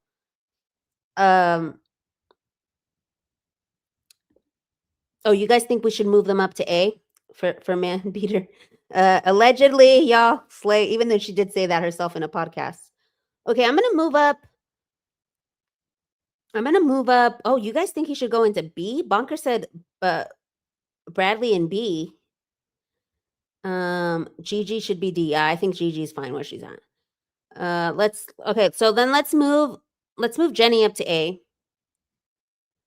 Let's move Jenny up to A. What about Isabella and Brandon? Should we leave them on B? Or keep them or move them up to A as well? You guys, I need to know what we're doing with these two with the cast. I feel like if Jenny's up here, they should be up there, but maybe not. Y'all let me know. Okay, Tom Rothman was the Sony CEO. He did say she brought it on herself. But he also gave her like everything she wanted. So I feel like he would be up in A. I feel like Tom Rothman would be up in A. And then we have the Traveling Sisterhood girls. I feel like they would be in B because they put out all those statements backing her up. Remember? They actually put out a statement. Maybe C. Maybe we'll put them in C. Because I feel like that was effective for her to like, oh, like, look, I have support from all these people or whatever. And then we have Samantha Katz, which I feel like is going to go in S because she's the one who signed the Van Sham stuff. I feel like she was one of the big guns there. So I don't know who facilitated that. If we should have Ezra and Gottlieb. Do you guys think they were where do you guys think we should put Ezra and Gottlieb? I feel like Gottlieb should be in C tier. I don't feel like he's that effective in his writing. Ezra, I mean, she did the whole crying. She wanted her 9 minutes. Like, I feel like both of them should go in C. Like, they make her look worse. Your lawyers are supposed to make you look better. And I get that some people feel like that about Brian Friedman. Like, I know Colonel has said a couple times, like, you know, like, Baldoni didn't need all this other heat. Now they added him as for defamation. And she compares it to what happened with Adam Waldman and Johnny Depp and all that. But other than the one thing, and I don't think that Brian Friedman did anything bad. I honestly think that he had to do what he had to do. Like, he's the one who got Baldoni out of the hole, as we just saw the timeline, lawsuit info website and all that stuff. But I feel like her lawyers have not done her any favors on, like, they just don't feel like confident. And like, I just don't believe them when they talk. So I don't know. So that's C tier. I think this should be the end of it. Unless we missed one. I know we don't have the driver's picture, so we can't put the driver up there, but who else did we miss? S is for Samantha Katz, the face of Van Sham. Yes. I like that. B for bystander. Who was a bystander? Isabella flipped on Justin after she was with Blake, so A. Okay, so I'm going to move A and I'm going to move. Wait, Senti says Stephanie should be S. Okay, let's move Stephanie up to S. Let's move Stephanie up to S then. You're right, because she did start it all. And then let's move her up to A. I'm going to move the cast members kind of in the front. Yeah. And let's just go ahead and put Brandon up there in A. I think I'm just going to go ahead and put Brandon in the cast up in A. Okay. So I'm kind of feeling a little comfortable with this. Are we missing anybody? Is there somebody that should be here that we don't have their picture that we need to go get? So let's knock that out. Tell me in the chat if we're missing anyone that was like her dragons that but to be honest, at the if there was something above S, we would probably have Ryan at the very, very top of who truly went to bat for her the very most. I mean, I don't know. Let's vote in the chat. I know I can't put a poll because I don't have the access to YouTube right now, but let's vote between Taylor, Colleen. Actually, I'm not even going to include Taylor. I feel like it's between Colleen and Ryan. Who did the most for her? Because Ellsrich honestly thinks that Colleen was the mastermind behind it, like who did the most. But then again, I feel like Colleen was a pawn though too. She just was a kind of a little bit of a pick me. Like she just wanted to get her movies done, and Blake had all the power and the celebrity connections. So let's just vote between Taylor and Ryan. Let's do that. See who you guys think should be at the very, very top.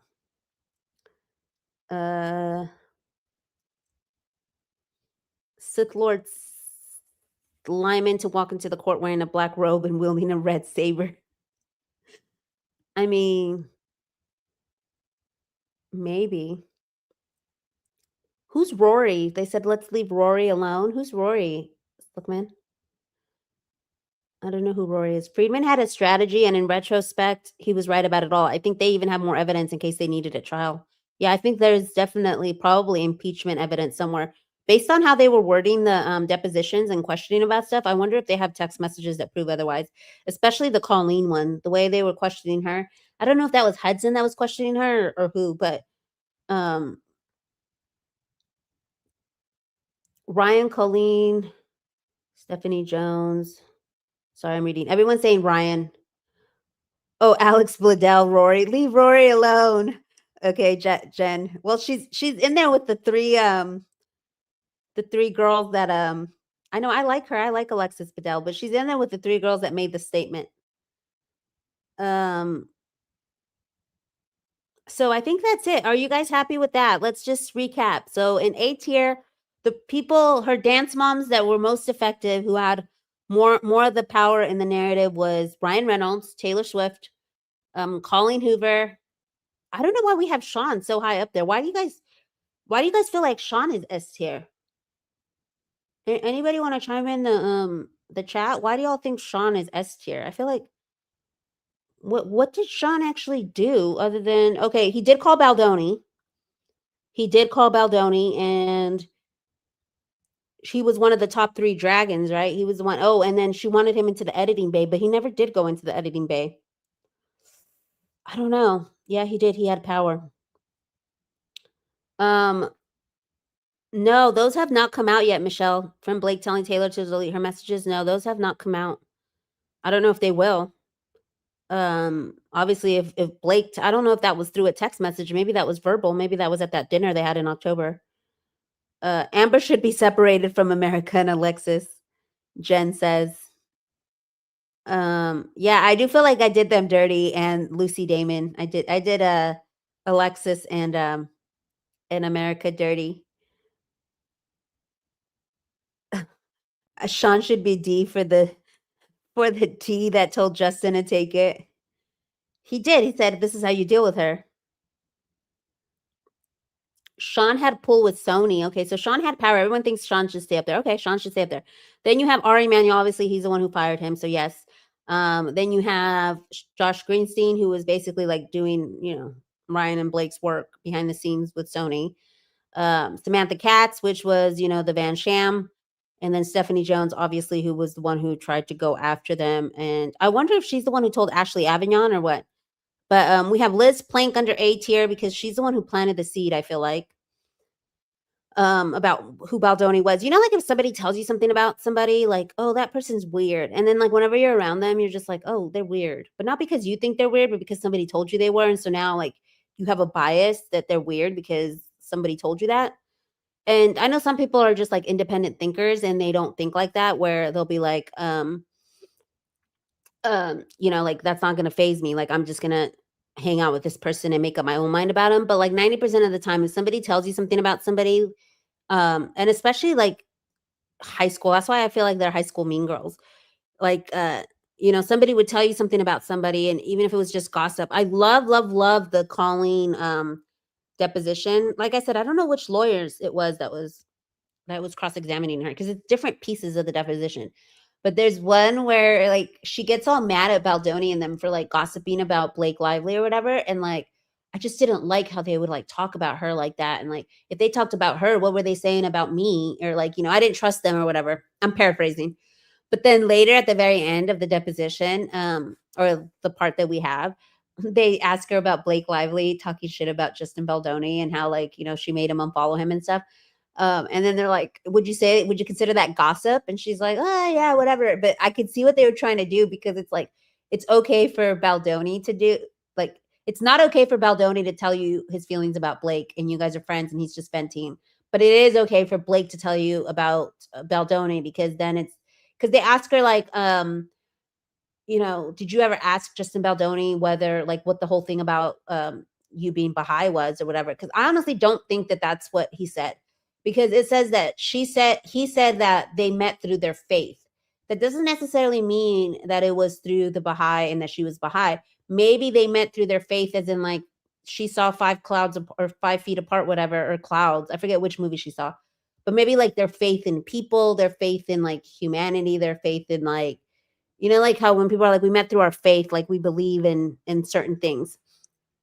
So I think that was just a miscommunication of how she took it. Whereas, and she had a problem with them saying that they were best friends, but they were good friends. So I don't get it. Okay, so let's just continue. So we have Liz, then we have the cast. Let me actually move Brandon so then we could just do the cast. So we have Alex Sachs next, because she really did go to bat. And then the cast. Then we have the New York Times, obviously, who changed the narrative. MSM also was helpful. Wait, is this Josh Greenstein? Did I have him twice? Oh, no, this is Warren Zavala. Sorry, they both look the same. So then we have Warren Zavala, who was her agent. And let me put him next to Leslie Sloan. That way we know. Okay. And then there's her publicist. So they went to bat for her. We have Ashley Avignon, who was the one who basically started the whole mess with the text messages, because remember, Leslie had already said, I'm not interested. And then Ashley went behind Leslie's and went to Taylor to give them to Taylor, which Taylor then gave to Blake. And then we have Tony Viscara and Tom Rothman from Sony. Then down here we have in B tier, we have, so this is people who kind of move the narrative, but not really. This is like in the middle, right? We have Don Saladino, who was the one who planted the weight thing. Matt and Lucy, and I'm sorry, Lucy, for putting you. I guess Lucy really probably belongs in D. But Matt for sure, because he was the one that was,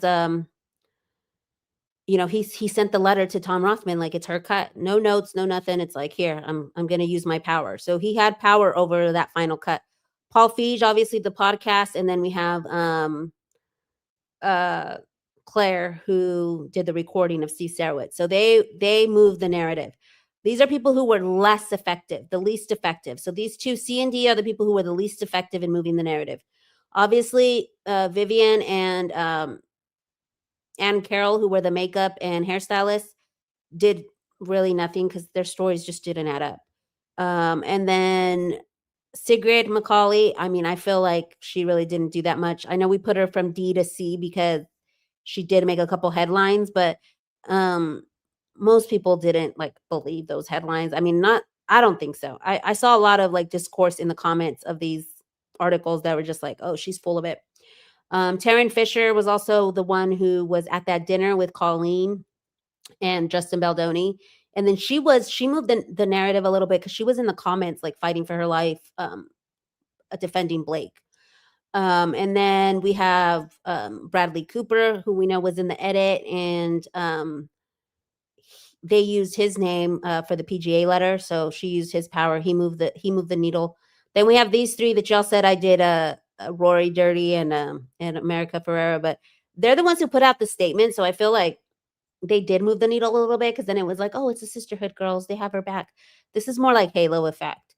And then we have Gottlieb and Ezra, who, they're attempting to move the needle, but pretty much not that effective in their paperwork or anything.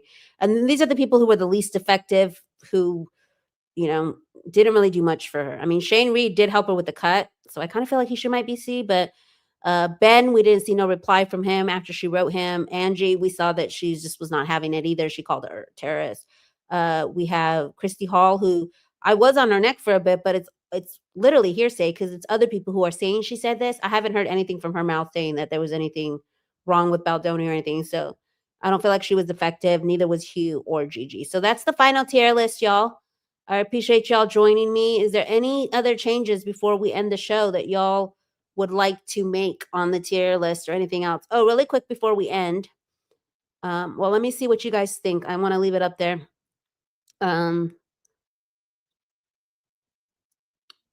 Gigi's a beard, I hear, because Bradley doesn't want to marry her. That's interesting. I hadn't heard that.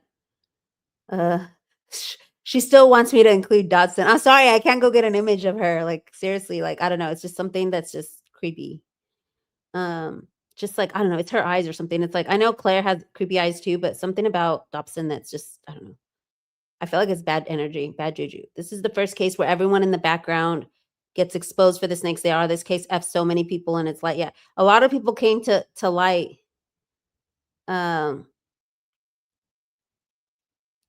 have friends who still think this case is over due to MSM reporting. Oh, wow. Well, a lot of people thought it was over, and then when the big drop came, they were like, wait, this is still going on? So we got a lot of people jumping back on the last week or so.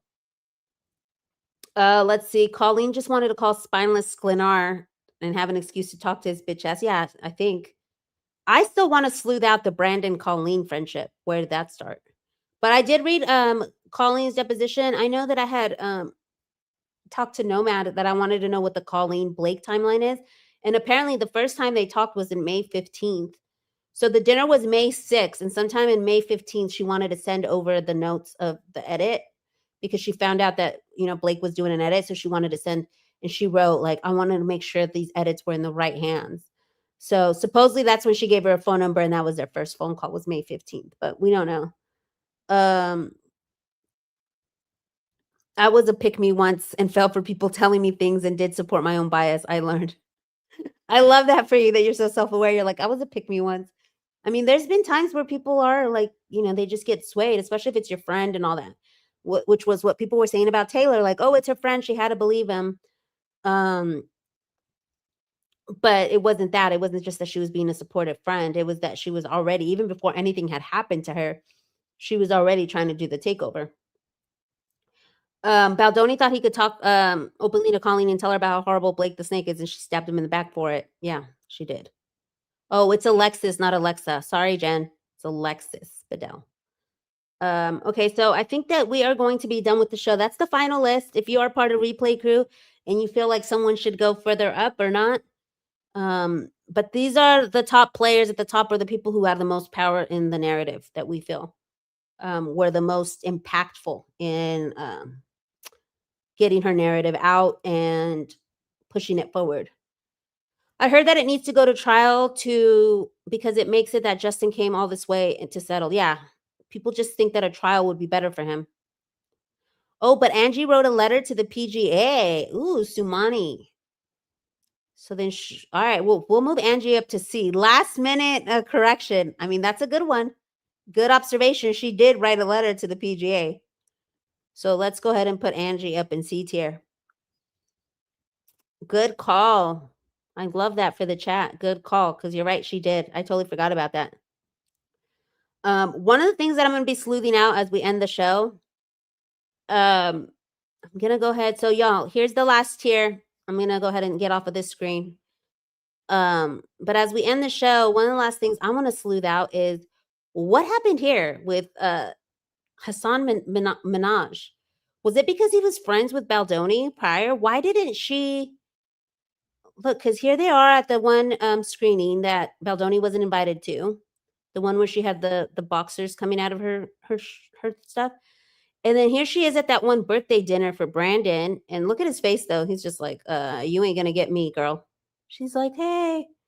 And look, that looks like SH on him. Like, does he want to be touched? And then you see Isabella back here, like, what the heck? But why did he not fall for it? Did she not try? A lot of people think it's because he's a person of color and she just doesn't like to mess with people of color. But he says, like, he says he didn't know anything right here. He says,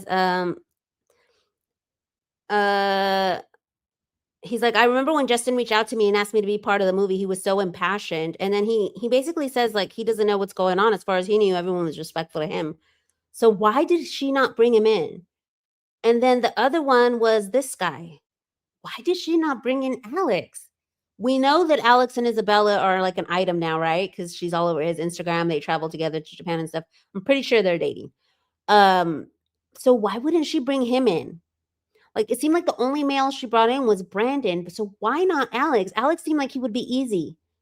Do the same thing you did with Brandon. Throw him some movies. Like, I want to sleuth that out. So if there's any sleuths in the chat that want to help me sleuth it out, I don't know if we'll ever get an answer to it, but maybe there might be some like Easter egg somewhere on why Alex and his son were not involved in this whole thing, because she didn't have Alex say anything about, like, Alex wasn't in the but Isabella was. Why would Isabella be in there? Is it because she's a female and she needed more females? But we saw in Isabella's deposition that, you know, he said it to Alex too. And that's why I think Isabella's claims are like, you know, nothing burgers, because it's supposed to be based on gender if it's SH. And he said the it's hot comment to both her and Alex. So it wasn't based on her gender. He didn't make that comment based on her gender.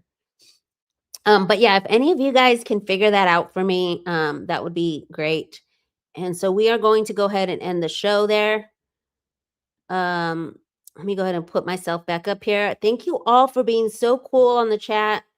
Let me pull the final tier list there next to me. There's the final tier list.